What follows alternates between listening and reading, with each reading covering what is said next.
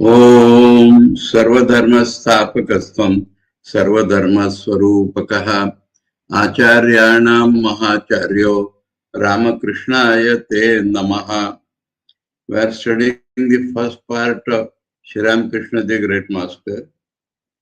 Name of the first part being the historical background and the early life. And we are to start reading second chapter today. It is called second chapter, but actually there was an Avatarnika, an introduction and first chapter. And in Avatarnika and first chapter, Saradananda Swamiji has described the concept of avatar, how it had a Vedic root and how in the Puranic age it fully developed. And I mentioned that in Puranic age there are a lot of problems in spiritual life, but this is the main glory that it has described incarnation. And it has also told that incarnation is born when the whole world needs it in a particular age.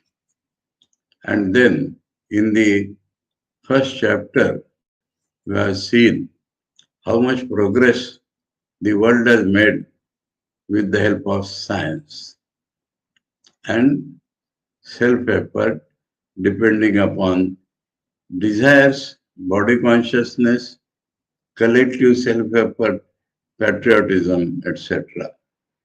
And then he said that this started in the West and how it has changed their system because the priests in those countries oppose its growth. So the progress, the people bent upon progress removed the priest from their side. That means that they lost the touch with religion. And then after gaining sufficient progress, making the life much smoother and easier, they turned to the study of the inner man. But inner man consists of mind just inside the body, and the innermost man is his consciousness. That is his real nature. But to study mind, they have no direct means of seeing the mind, and consciousness cannot be studied as an object because consciousness is the subject outside world and our body is the object. So if you start studying consciousness and object, you have totally missed the very direction. And there is no possibility, even after thousands of years, that the science which is seeking the outside world can ever understand consciousness. And to understand and realize consciousness, we require self-control. We require ingoingness of the mind. And so that is a very different route in which the inhabitants of India were specialized. And now he says that need of the age has been described because people are frustrated throughout the world and are crying for help. And now he says, let us study. He wants to present a life of Sri Ramakrishna. And that we shall see is the glorious answer given by God to all our needs of this age. So now we are to start from historic background of his life. That means two things. As the name of the second chapter goes, Sri Ramakrishna's birthplace, Kamarpukur, and ancestry. So ancestry will show the thread of spirituality, and Kamarpukur will show the local conditions which influence the mind of the child. So these two things are combined in this chapter. So we start studying why an incarnation is born in a poor family. With the exception of Sri Ramachandra and Lord Buddha, the Lord Buddha has no meaning. It should be Bhagavan Buddha. With the exception of Sri Ramachandra and Bhagavan Buddha, all the divine incarnations, that means both these are incarnations. All the divine incarnations were born in poverty and hardship. That is, he is studying the incarnations as a group, and there he finds this. Consider, for example, the childhood of Bhagavan Shri Krishna, the glory of the race of Kshatriya princess. He was born in a prison and spent his childhood away from his kith and kin in a community of humble cowherds. Though his foster father Nanda described as the king of all that, but we cannot forget that caste-wise, society caste-wise, they were very low and not so rich as the higher caste people or the kings. And born in a prison and spent his childhood away from his kith and kin in a community of humble cowherds. Or the life of Lord Jesus, that is how they call it. Lord Jesus, who, although born in a stable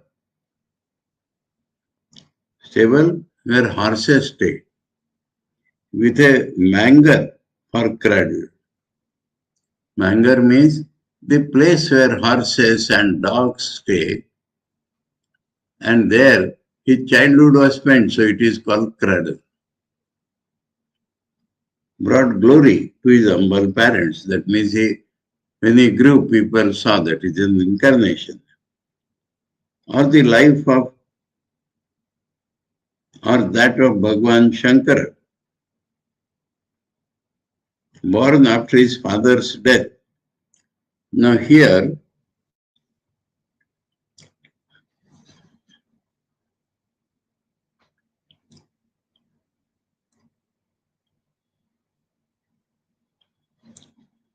there some people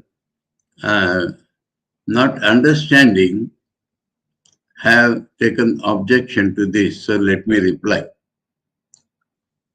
Posthumous child. And there are two opinions about Shankara's childhood. First is that his father died when Shankara was very small child. So he grew up as the son of a widow. And the second opinion is that he was born as a posthumous child. So his mother had conceived in the presence of the father, but the birth had not taken place when the father died. It never means that it is something like an illegitimate child. So some people mistaking this think like that and they say it is wrong. So I think I replied to that wrong idea growing in the mind. So Saradananda Swamiji has checked objectively and he says,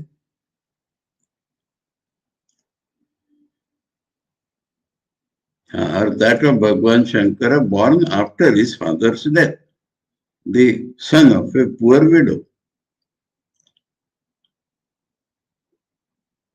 or of Bhagavan Sri Chaitanya of common parentage.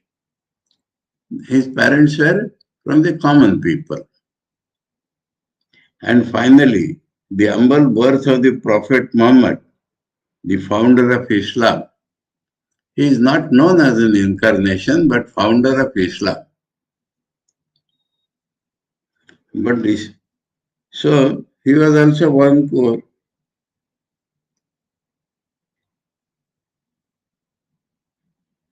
But now the main point comes. Born in a poor family, but despite this fact, none of them was born in a family where contentment did not reign supreme. So poverty not leading to discontent. It's a great spiritual trait of the family itself.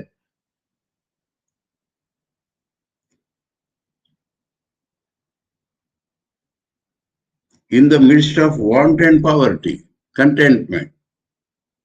Contentment not due to riches, contentment in want and in the midst of want and poverty, or where the warmth of love and selflessness did not prevail over the chill of penury. Penury, that is poverty, is like chill, but there is a warmth in that chill, and that warmth is love and selflessness of all the members of the family.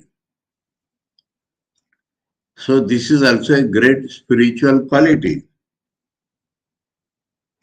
Or where the hearts of the parents were not adorned with renunciation and purity, this other dimension. The heart of the parents, father and mother, were filled with renunciation and purity. There only the avatar is born. And adamantine firmness and austerity were not matched with tender charity and kindness. Wonderful description he has given of the parents. The spiritual qualities can have coexistence of apparent contradictory qualities. So, tender charity and kindness in adamantine firmness and austerity that reflects in the character of the incarnation, about which the great Indian poet Bhavabhuti has said, referring to Rama, Vajradapi kathorani mruduni kusumadapi. Their hearts are as hard, adamantine, like the Indra's weapon, and as soft as flower. So, this is what the spiritual quality of the parents and the family is described. Though they were poor. And the poverty, why poor? That he will describe in the next paragraph.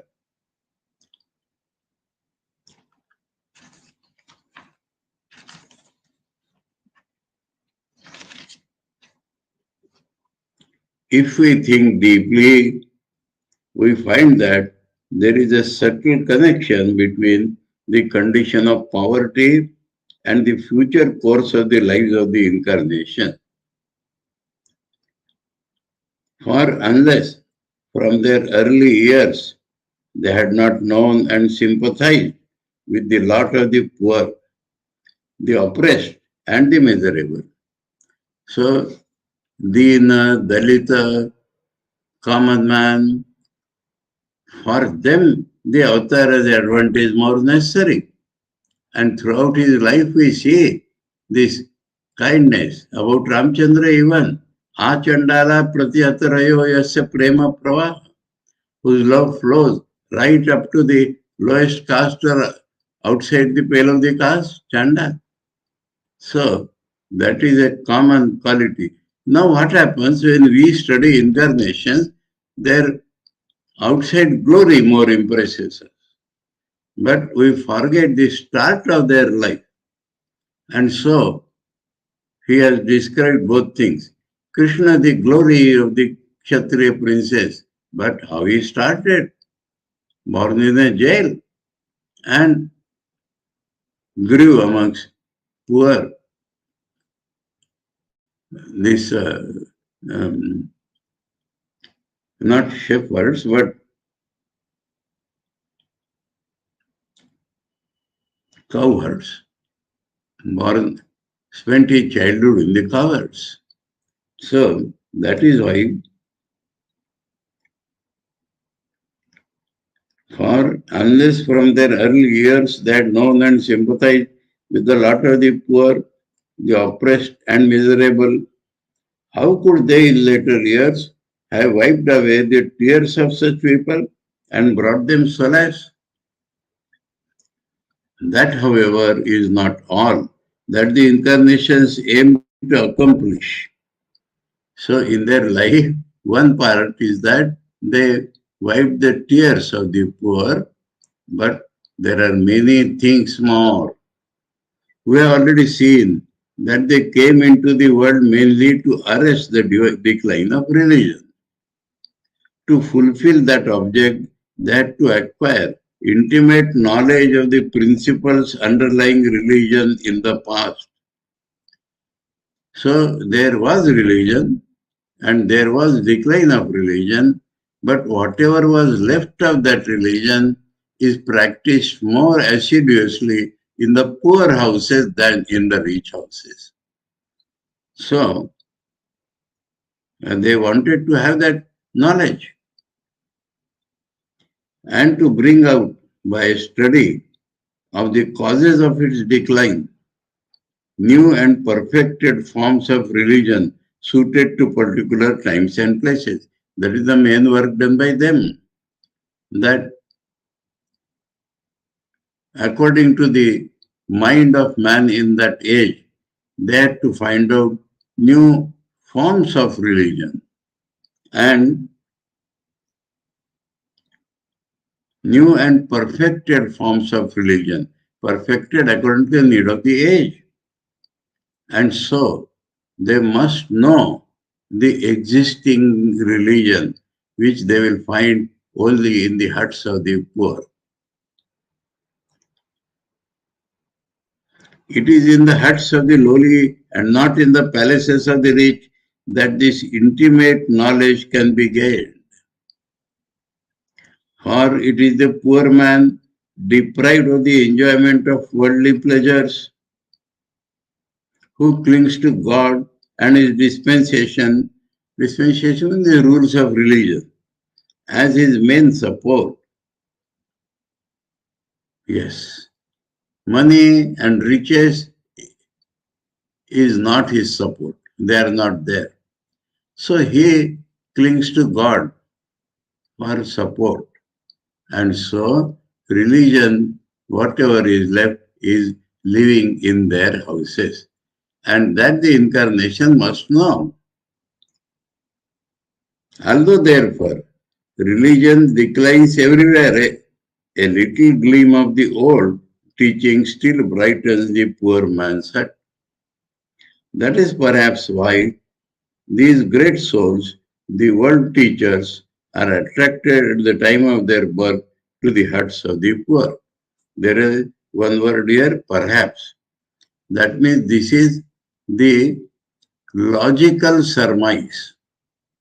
This is not some direct vision, but this is a logical surmise. And so, after all this discussion, he has used the word perhaps.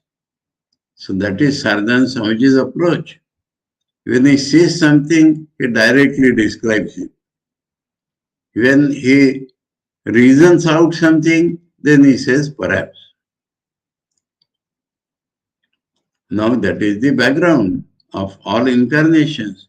Let us add that Ramchandra and Buddha might have been born in rich houses, but Ramchandra became great only when he went to forest for 14 years, lived away from his house, lived amidst all the difficulties of penury. Then only he became really great. And Buddha left his house, went out and mixed with hermits and all religious sampradayas. Then only he came out as Buddha. So the same principle applies to all of them. Now here in our study, Swami Vivekananda was born in a rich family, but he had to undergo absolute penury and live in the company of such people to understand the plight of the man in general. So this is additional reasons to suppose that there is a connection, but we have seen in all these cases the love, the unselfishness of the people surrounding them. Now we come to, it was even so at the birth of the great master whose life story we are about to relate. Kamarpukur, the birthplace of Sri Ramakrishna. Now it comes to that village. A cluster of 3 villages forming a triangle is situated in Bengal, not far from the place from where the northwestern part of the district of Hooghly. So Kamarpukur is in the district of Hooghly, northwestern part, where it joins the districts of Bakuda and Medinipur. So northwestern part of Hooghly and near is Bakuda district and Medinipur district. So that is the physical placing of Kamarpukur. 3 villages. Although known to the villagers themselves inside as Shripur, Kamarpukur and Mukundapur.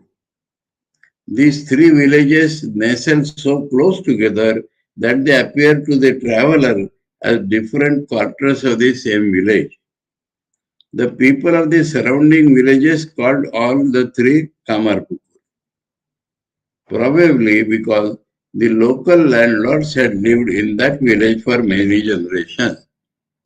So among the 3, Kamarpukur became more famous because the landlords are there.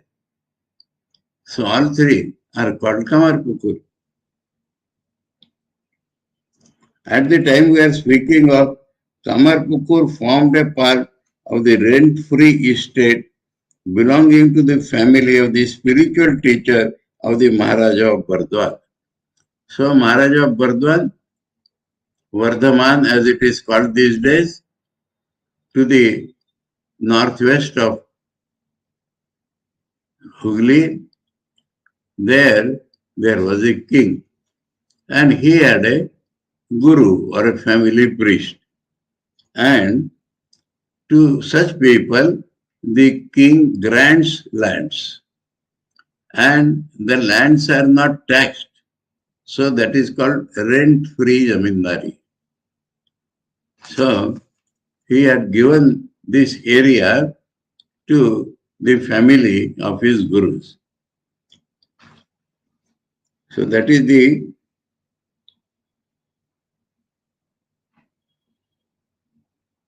rent-free estate belonging to the family of the spiritual teacher of the Maharaja of Bardwan. The descendants of this family, Gopilal Goswami, Sukhlal Goswami and others were living there. Now, and others, some other names. So here he has supplied a footnote. Hridayaram Mukhopadhyay, Thakur's nephew, spoke of one Anupa Goswami instead of Sukla.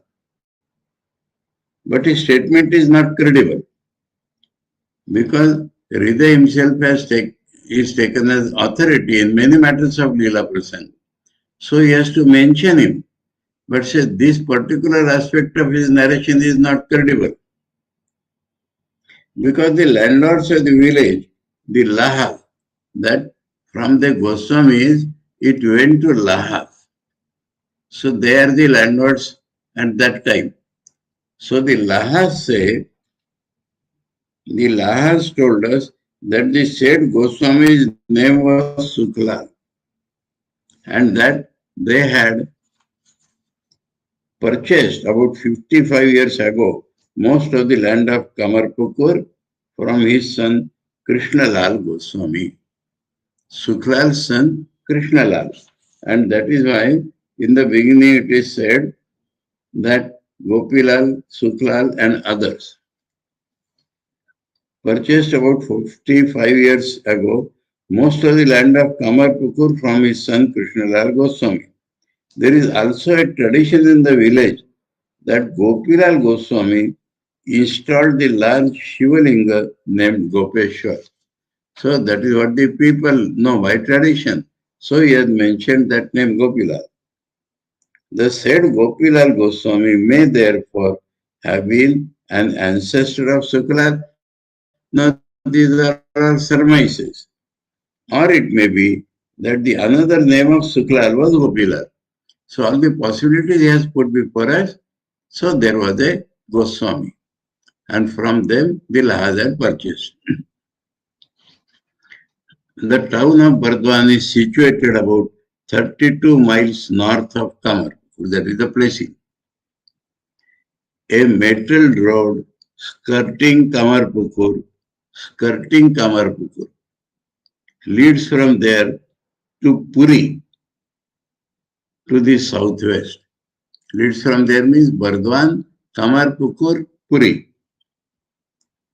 To pay obeisance to Sri Jagannath, the Lord of the universe. That is the deity in Puri.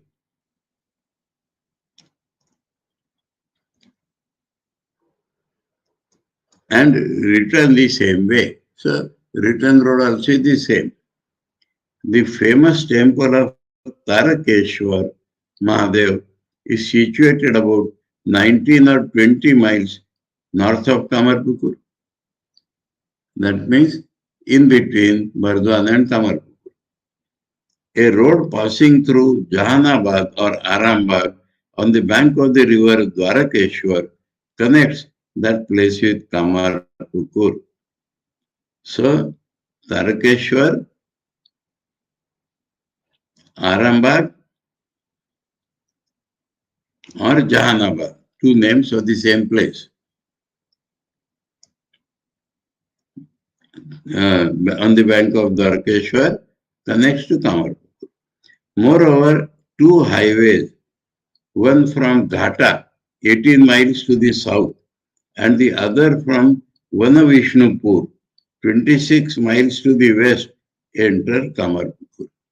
So, approach of Kamarpukur is the way coming from Bardwan, Tarakeshwar, Arambagh, and the other two highways, one is from Ghatal, one is from Vanavishnupur.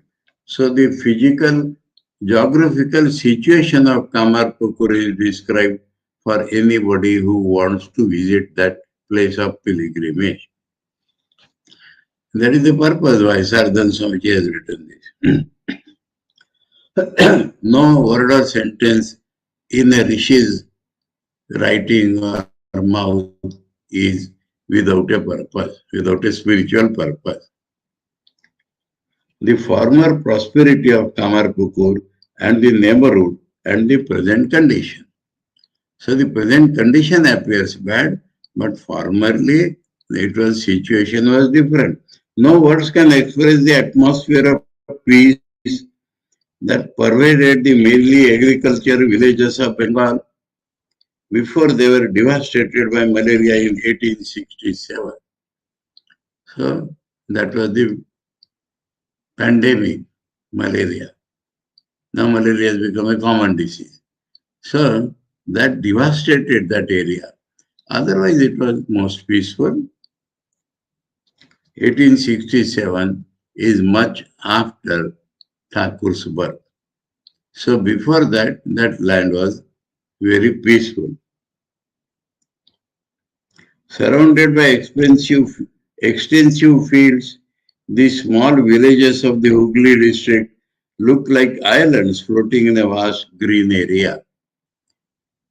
Fields, paddy fields everywhere, in between a village. So like an island in a green sea.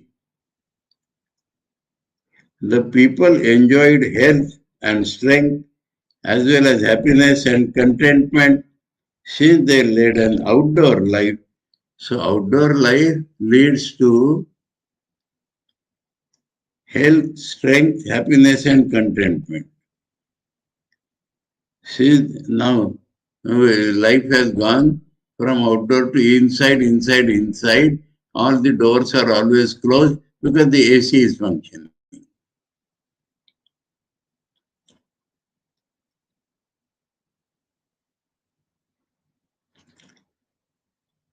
The people enjoyed health and strength as well as happiness and contentment since they led an outdoor life and had plenty to eat, the soil being extremely fertile. The villages were densely populated, and the villagers, besides cultivating the fields, engaged themselves in various small industries. Thus, Kamarpukur is still famous in that part of the country for jalebi. Jalebi is a kind of sweet. Jalebi in Hindi, jalebi in Marathi, and nabat. Nabat is a special sweet from Kamarpukur. And its people even now make a decent living by math. So these sweets are special for Kamarpukur. And its people even now make a decent living by manufacturing hookah pipes of ebony and selling them in Calcutta. The hubble bubble is there. It requires a pipe. And that pipe is made of ebony. And that is made in Kamarpukur, even sold in Calcutta. At one time it was famous for producing, so that is even then Saradananda Swami is telling, at one time it was famous for producing yarn, dhotis and towels, and for such other handicrafts. Well-known cloth merchants, Vishnu Chapadi and others, Chapadi itself means cloth merchants, and others lived in this village. So even the manufacturers of that cloth was famous, lived, lived in this village and maintained a good business with Calcutta. Calcutta is the city. So through that the business goes, but produce are here.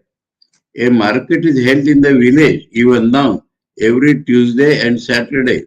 And people from the surrounding villages, Tarahat, Wadanganj, Sihod, Deshra, etc., bring to it. So, another thing. These are produced in Kamarpukur, but certain things are produced in the neighborhood, and the market is Kamarpukur. Say, bring all there. Bring it to for sale articles of daily use such as yarn, dhotis, towels, cooking pots, pitchers, baskets, fine and coarse mats, etc., along with the produce of the fields. Produce of the fields and these things, there is a market. To this day, numerous ceremonial festivals are still observed. That shows the religious richness of the place. To this day, in the month of Chaitra, Kamarpukur reverberates. Chaitra is March, April.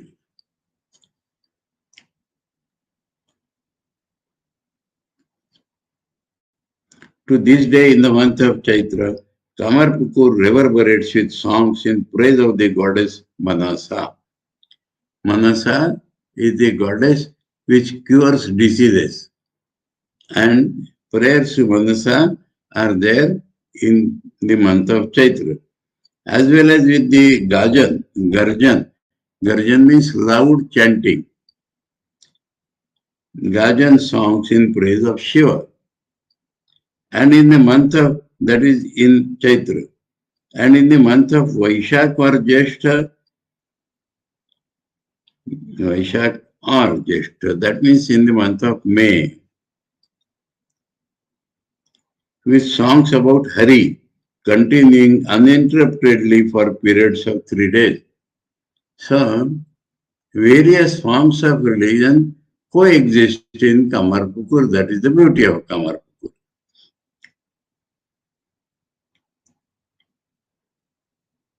Moreover, all kinds of ceremonies pertaining to special occasions are performed throughout the year in the house of the landlord. So many celebrations throughout the landlord, in the house of the landlord, while daily and special worships takes place in the established temples. So established temple, daily worship is there in the landlord's house. There are so many celebrations.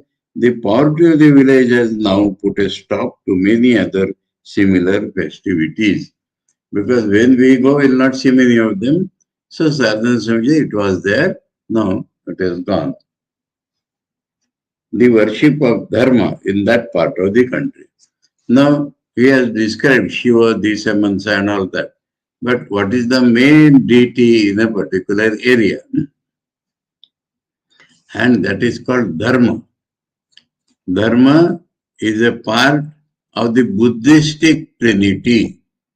So the influence of Buddhism, the liberal ideas of Buddhism also exist in Kamarpukur. At one time, the worship of Dharma, which was originally one of the 3 principal gems of the Buddhists. 3 principal gems: Buddha, Dharma, Sangha. These are the 3 principles of Buddhism. Believe in Buddha, believe in his teachings, that is called Dharma. And how to understand, believe in the order of sannyasis created by them, so Sangha. Out of these 3, Dharma is the central. Because Buddha will not get always. Sangha has vanished, but the Dharma remains. And that Dharma is very liberal, which was originally one of the 3 principal gems of the Buddhist, was celebrated annually with great pomp and splendor at one time. But that time is gone. Sri Dharma. So Dharma has been given an honorific. Sri Dharma is now looked upon as Kurma. Kurma is the second idea of the 10 incarnations of the Hindus. Kurma is the support of the churning of the ocean. And so Kurma is important. And that this transformation take place in time. That Dharma of the Buddhist, the form worship in which it is worshipped is Kurma.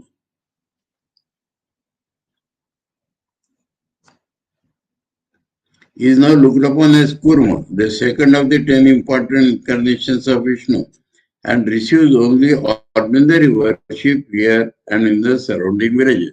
That means that once upon a time it was a great form. Now regular worship only is done in some villages. Even Brahmins are sometimes seen worshipping the image of this deity. Even Brahmins.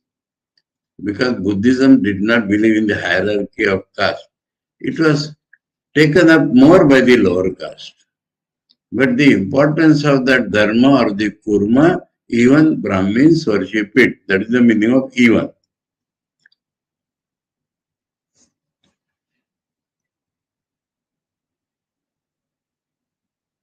One hears different names for Sri Dharma in different villages. So according to what they have done, the adjective goes with that Dharma. Thus the Dharma of Kamarpukur is called Rajadiraj, King of the Kings, Dharma. The Dharma installed at Shripur is named Yatra Siddhirai. That means if you have to go on pilgrimage, worship him, you will be successful. That is called Yatra Siddhiraya Dharma. And the one at the village called Madhuvati near Mukundapur. So out of the three villages, he has mentioned in two villages and near the third village.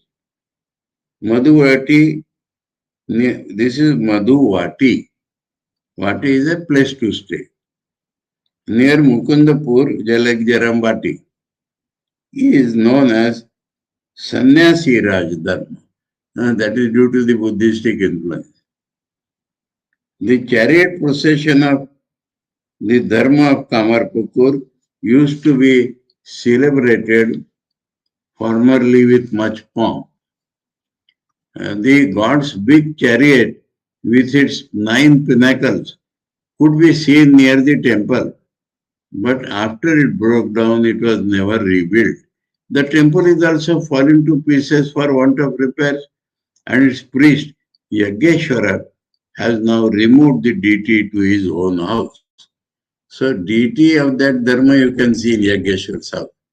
But otherwise, the chariot and the pomp has gone. He is describing all this to show that it was rich and religious at the one time. The now other places of pilgrimage in Kamarpukur associated with Sri Ramakrishna will be described. The Haldar tank, the Bhuti stream, and the mango grove.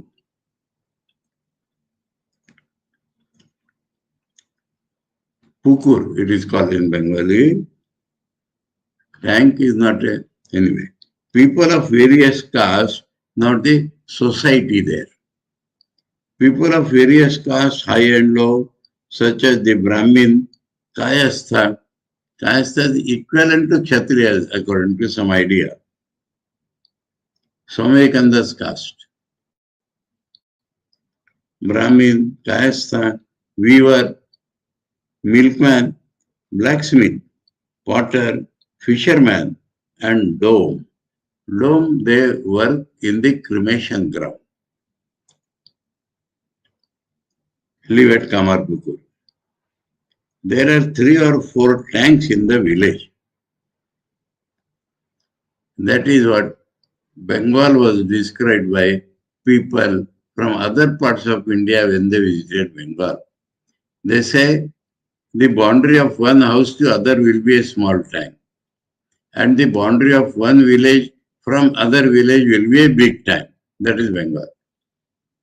So you find there are 3 or 4 tanks in the village. The biggest being called the Haldar Pukur. Haldar is the family name, so somebody must have built it. There are also many small ponds. 3 or 4 tanks, he says, medium size. And then very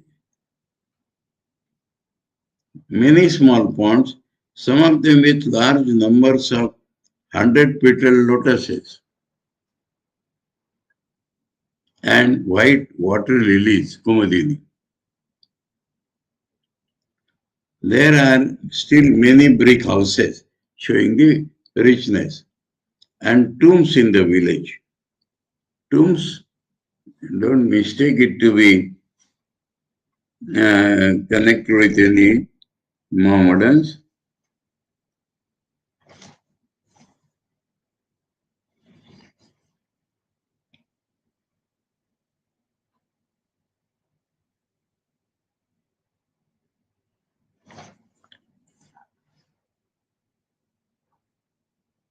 Samadhistan.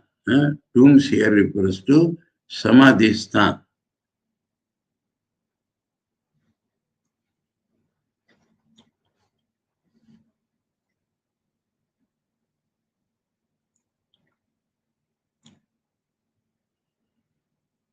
There are also with large numbers of There are still many brick houses and tombs in the village, though in earlier days there was a larger amount of them, so some destroyed.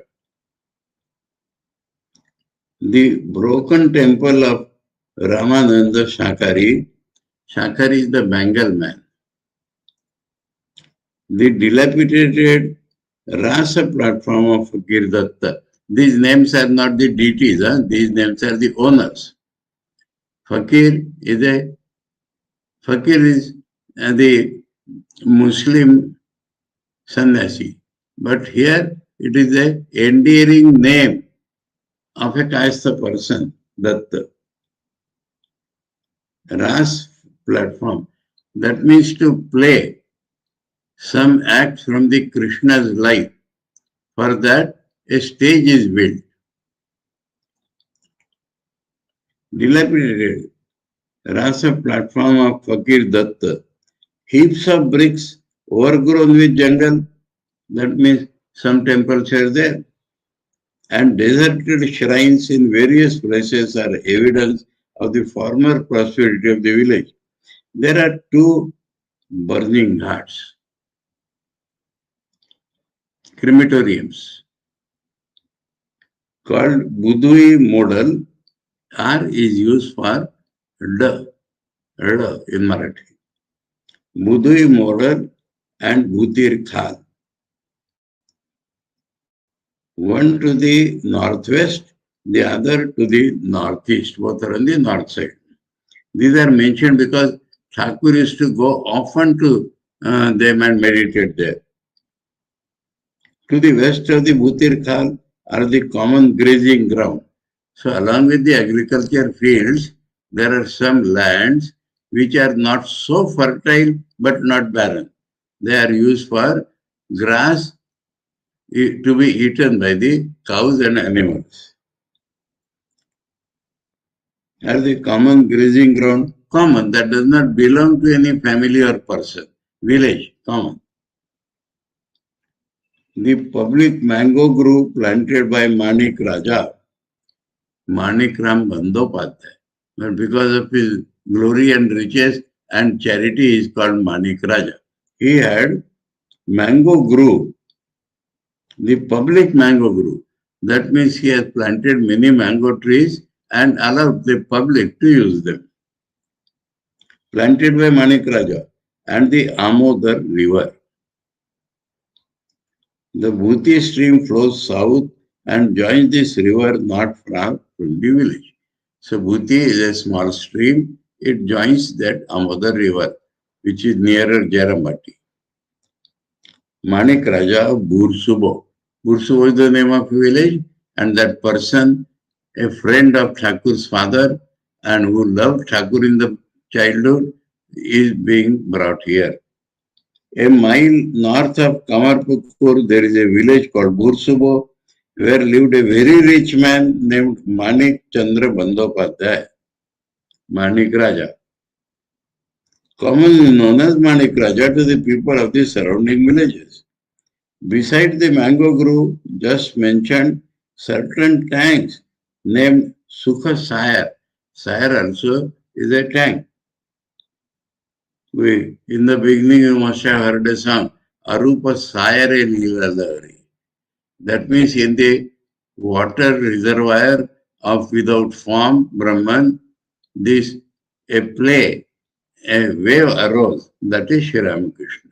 That is Arupa Sayare Leela, composed by the great Swami Premishanandaji.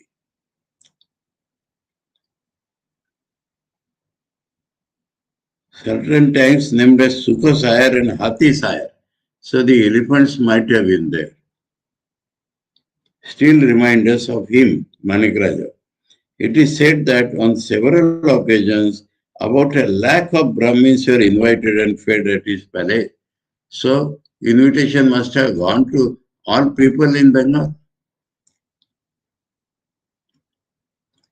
The fort at Mandaran. So now vicinity of Kamarpukur, historical importance. In the village of Mandaran, southwest of Kamarpukur, There used to be an impregnable fort built to protect the people of the surrounding villages from the attacks of enemies. The course of the neighboring rivulet Amodar was skillfully diverted to serve as a moat for this fort. Moat means around the fort, if water flows, it becomes difficult for the enemies to come in. The big tank of Uchalan and the battlefield of Mogal Mari. Mughals were killed there, so Mogal Mari. The ruins of the gateway, the tower and the moat of the fort and the temple of Shiva named Shaileshwar. Shail also is a rock or hill. Not far from it exists to this day. They indicate the importance of this part of the country during the time of the Pathan rule. It is by the Mandaran fort that the road leading to Bardwan passes. That was earlier described. On both sides of the road are many large tanks, the largest being the one at a place called Uchala, 18 miles north of the fort. There is also an elephant stable in the ruins at a place along this road. This shows clearly that the road was constructed for use during wars and disturbances. The existence of the battlefield of Mogal Mari by this road also attests to the same fact. So, historical importance of the place. Ramananda Roy, the landlord of the village of Dere. Now, another person is brought, important place of a villain in the life of Thakur's father.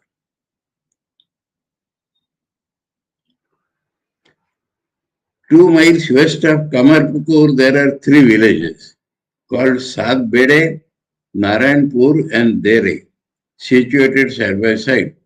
The former prosperity of these villages can be inferred from various signs, such as the tank in the village of Dere and the temple nearby. At the time of which we are speaking, the three villages were included in different estates. And Ramananda Roy, the landlord of Dere, lived in the village Sadbede. Landlord of Dere, but lived in Sadbede. This landlord, who was not very rich, greatly oppressed his tenants. When angry for some reason or other, he did not hesitate to deprive a tenant of all his possessions. None of his sons or daughters survived him. That is taken as a sign of his cruelty. It is said that he could leave behind no progeny on account of the sin of oppressing the tenants. So that is the subtler connection between his oppressive nature and no family afterwards. After his death, all his estate and property fell into others' hands. Manikram Chattopadhyay of Dere. Oh, now we are coming to Thakur's family. This is not Manikram Bandyopadhyay of Bursubo. Manik is the common name, but he is Manikram Chattopadhyay. Chattopadhyay, Upadhyay means a Brahmin. Chattopadhyay means they originally belonged to Chattagram, which is now in Bangladesh. About 150 years ago, from the time Swami Saradananda is writing in 1920. So now 2022. So add 100 more. That is 250 years ago from today.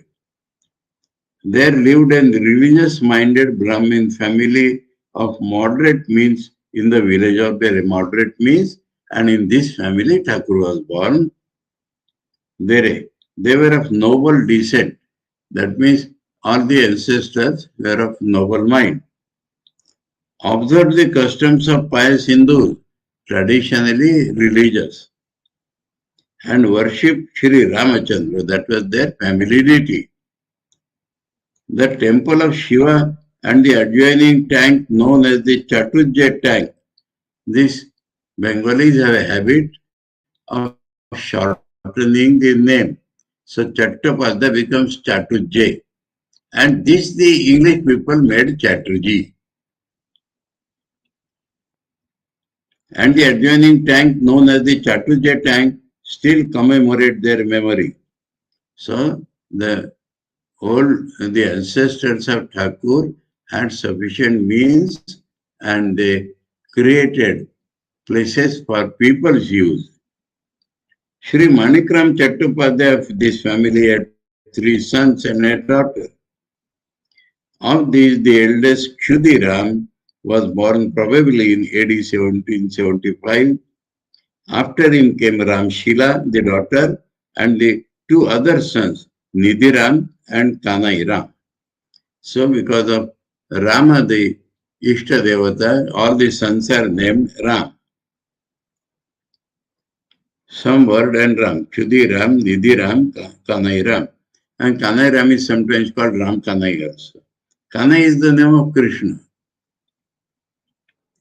Manikram's son Khudira. Now we are coming to Thakur's father. It is not known whether Khudiram ever became proficient in any kind of learning that brought him money. What he wants to tell? Brahmin, described in the Gita, Brahmin, described in the Shastra, was a man of qualities, not of money. And so he learned or not any means of livelihood, we do not know.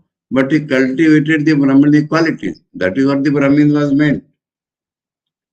But the Lord had blessed him with truthfulness first, contentment second, forgiveness third, renunciation fourth, and other noble qualities. So this is what we call a typical Brahmin.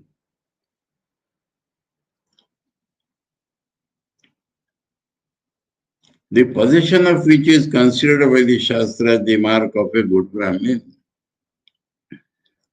We get all old stories of poor Brahmin because Brahmins were never rich.